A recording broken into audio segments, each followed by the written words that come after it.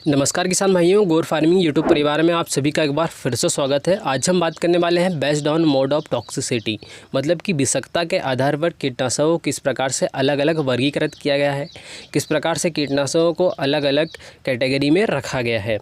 आज हम आपको सरल से सरल भाषा में समझाने की कोशिश करेंगे, जिससे कि आपको एक बेहतर तरीके से समझ में आएगा और आप खुद ये डिसाइड कर पाएंगे कि हमें हमारे खेतों में कौन से कीटनाशक का स्प्रे करना चाहिए। देखिए, जब भी हम कीटनाशक की दुकान पर जाते हैं, कीटनाशक लेते हैं या फिर फंगिसाइड लेते हैं, तो उनके पैकेट पर या फिर बोतल पर, जैसे कि आपको वीडियो में दिख रहा है, उस पर एक लेबल बना हुआ रहता है। रेड कलर का, येलो कलर का, ब्लू कलर का और ग्रीन कलर का। ये चार जो लेबल हैं, ये इंसेक्टिसाइड को दर्शाते हैं कि ये किस कैटेगरी का है। देखिए, रेड कलर का मतलब होता है एक्सट्रीमली टॉक्सिक, मतलब कि अधिक जहरीला। उसके बाद जो येलो कलर का रहता है, उसमें उसका मतलब ये होता है हाईली टॉक्सिक, मतलब कि अधिक जहरीला। और जो नीला कलर का, ब्लू कलर का जो रहता है, उसका मतलब होता है मॉडरेट टॉक्सिक, मतलब कि मध्यम जहरीला। उसके बाद जो अपना चौथा आता है ग्रीन कलर का, उसका मतलब होता है स्लाइटिक टॉक्सिक। अब स्लाइटिक टॉक्सिक का मतलब होता है कम जहरीला। देखिए, स्लाइटिक टॉक्सिक इंसेक्टिसाइड मतलब जो कम जहरीला कीटनाशक है, इसका मतलब ये नहीं हुआ कि ये आपके कीटों पर इसका 100% तक का रिजल्ट नहीं है या फिर ये इंसेक्ट को 100% तक कंट्रोल नहीं कर पाएगा। आगे आप वीडियो कंटिन्यू देखिए, आपको वीडियो एंड तक वॉच कीजिए, आपको बहुत ही बेहतरीन तरीके से समझ में आएगा। सबसे पहले हम बात कर लेते हैं रेड पॉइजन, जो कि एक्सट्रीमली टॉक्सिक रहते हैं।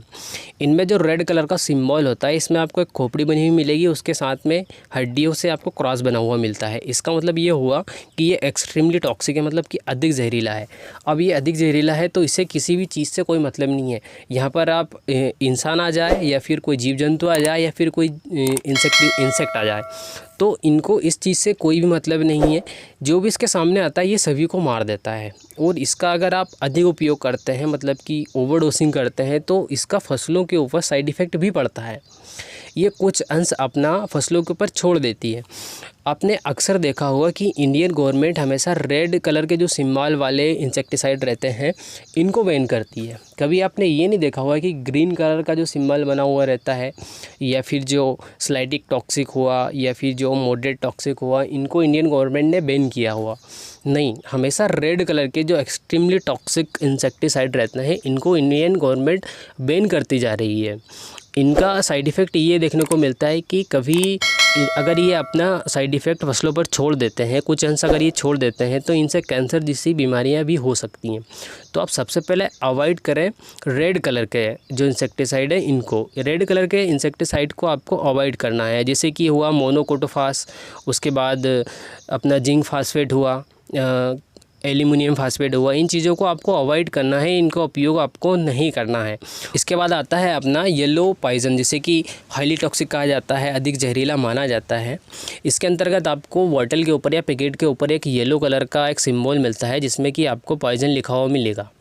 अब ये इंसेक्टिसाइड इन्वायरमेंट को लगभग, मतलब कि जो एक्सट्रीमली टॉक्सिक इंसेक्टिसाइड है, उनसे कम मात्रा में प्रभावित करते हैं। इसका थोड़ा सा कम मात्रा में हमारे इन्वायरमेंट पर प्रभाव पड़ता है। इसके अंतर्गत ऐसे कीटनाशक आते हैं जैसे क्लोरोपाइरीफास हुआ, साइफरमेथ्रिन हुआ, प्रोफेनोफास हुआ, क्विनलफास हुआ। ये जो इंसेक्टिसाइड है, इनका जब ओवरडोसिंग करते हैं तो आपकी फसलों के पत्ते जल जाते हैं और इनका भी हमारे फसलों पर साइड इफ़ेक्ट पड़ता है, तो इनको भी आप थोड़ा सा कम मात्रा में इस्तेमाल कीजिएगा। उसके बाद आता है ब्लू इंसेक्टिसाइड, जिसे कि मॉडरेट टॉक्सिक कहा जाता है, मध्यम जहरीला माना जाता है।